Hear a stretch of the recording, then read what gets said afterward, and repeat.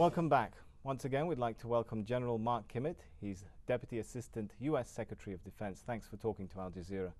All right, so if it's not your role to be directing, the statement I read to you was actually from the Baker-Hamilton report.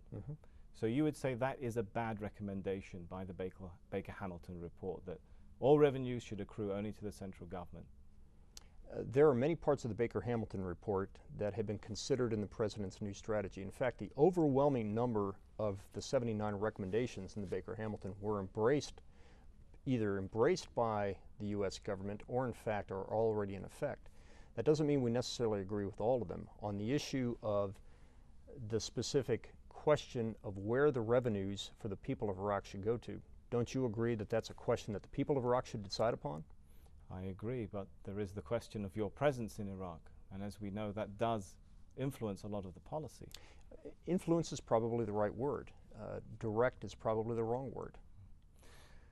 There have been a growing number of coalitions of Sunni armed groups appearing, where smaller groups are coming together and forming fronts.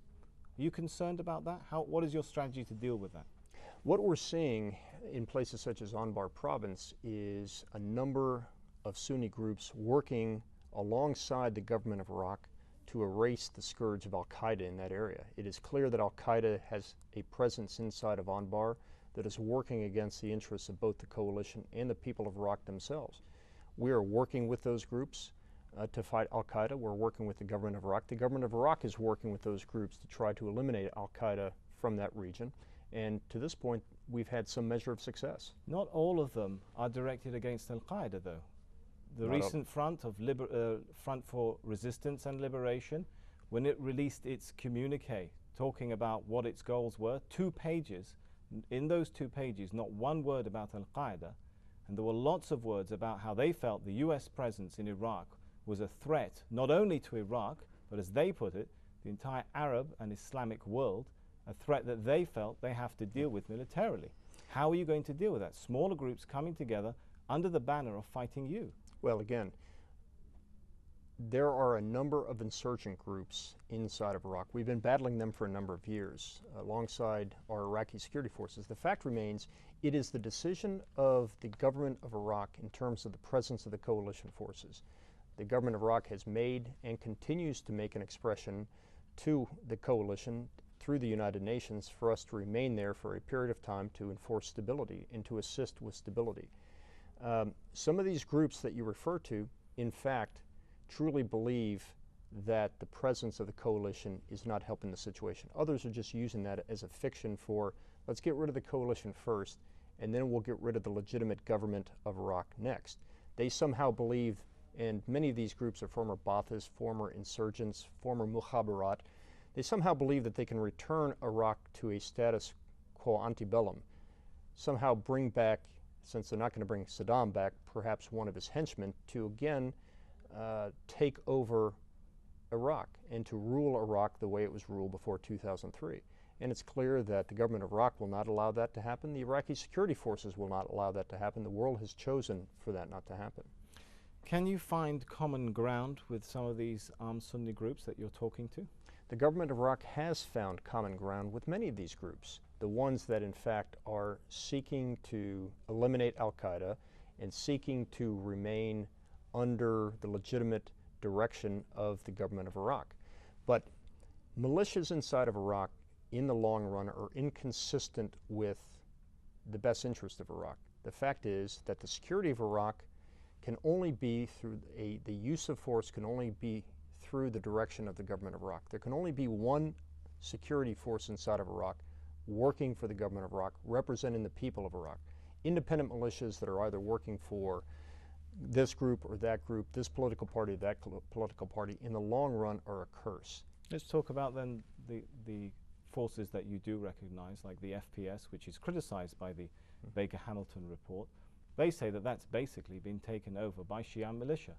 If you take a look at the Facilities Protection Service, this is a long-standing organization where each of the ministries have their own protection. They protect the buildings, they protect the individual personnel.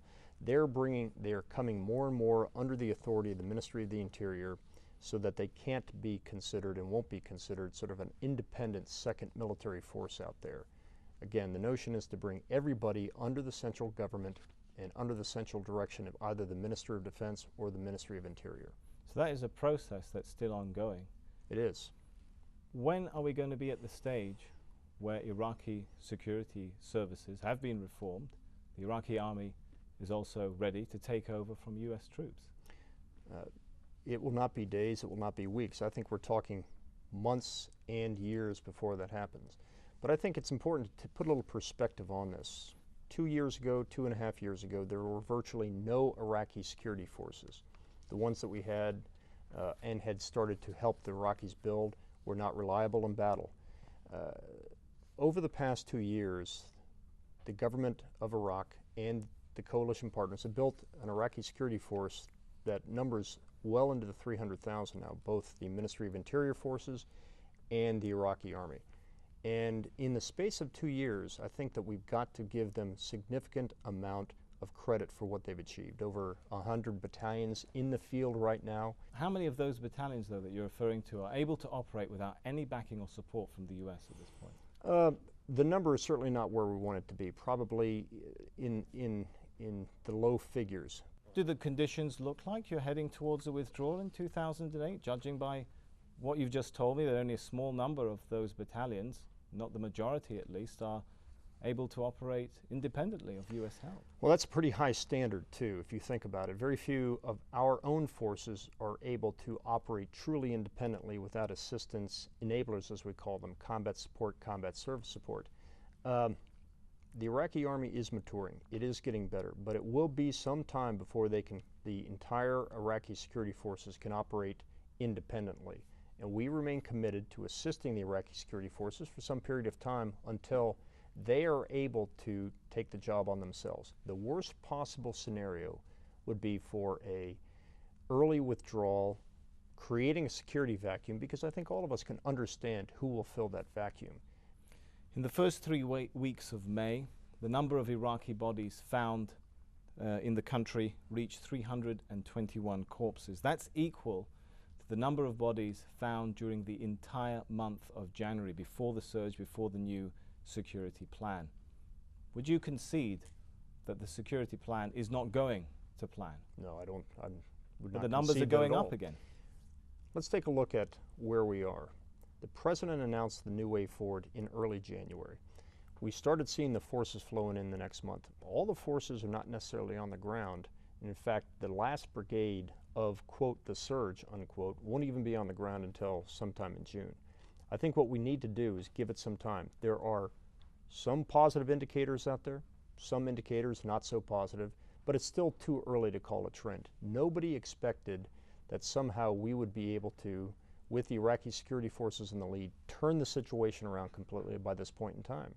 That's why General Petraeus and Ambassador Crocker have asked to wait until September before they report back on what they see, not as indicators or perhaps as trends. But it's only a few months to go, General Kimmitt, before September. And but I'm not just talking about but it's only a few months that this operation has been in effect. We're not talking about turning it round even at this point. The numbers are going up. It's going the wrong way again. Oh, there's some areas where it's going the right way. I will acknowledge that this is not an unmitigated positive, that there are areas that it has been 2 steps forward, 1 step back. But there are other indicators, such as a significant turn down in the amount of sectarian violence, an incredible reduction in violence in Anbar province. Those are positive indicators. Those who would say it's not working would refer to some of the indicators that you've mentioned. What I would say is, let's wait, let's give it a couple of months, let's see what comes out in September before we start jumping to conclusions, before conclusions can be drawn. What about negotiating directly with Muqtada Sadr? Is that something you would rule out? That is a decision for the government of Iraq. The government of Iraq has made it very, very clear that they see the movement, the office of the Martyr Sadr, as a legitimate political force inside the government of Iraq. But Baker Hamilton reports, I interrupt you, says it should also be a decision for the U.S., that the U.S. should make a decision, maybe it's at least to advise the Iraqi government that they should do that. They should talk to him. Iraq is a sovereign government. The more that we try to impose conditions, restrictions, impositions on the sovereign government, the more we revert back to the days of us being a provisional authority.